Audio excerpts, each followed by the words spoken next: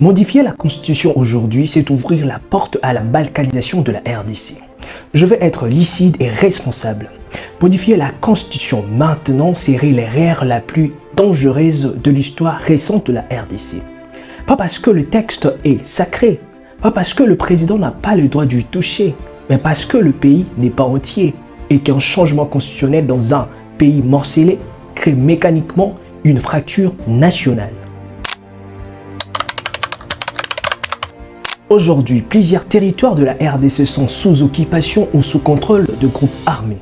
Dans ces zones, l'État n'existe pas, les institutions n'existent pas, le bureau de vote n'existe pas. Alors posons-nous la vraie question. Comment organiser un référendum constitutionnel dans un pays où une partie du territoire est hors contrôle? La réponse est simple, on ne peut pas. Et si on le fait quand même, cela signifie que 2 millions de Congolais ne voteront pas. Une partie du pays sera exclue du processus.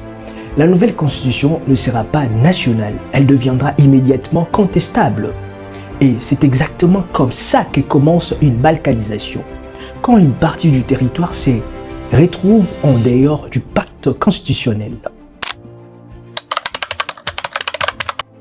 C'est là le point le plus explosif. Si une nouvelle constitution est adoptée sans la population de Rutshuru, Masisi, Bunagana, Kwamutu ou d'autres zones sous occupation, alors les groupes armés auront un argument en or. Nous ne reconnaissons pas cette constitution, elle n'a pas été votée ici.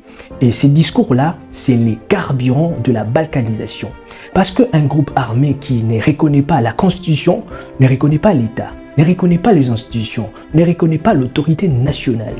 Changer la constitution sans ces territoires, c'est offrir aux groupes armés une légitime politique qu'ils n'avaient pas. Pendant que le pays parle de révision constitutionnelle, une nouvelle rébellion katangaise, le MDKC, Mouvement Debout Katanga pour la libération du Congo, apparaît. Ce n'est pas une coïncidence, c'est un signal.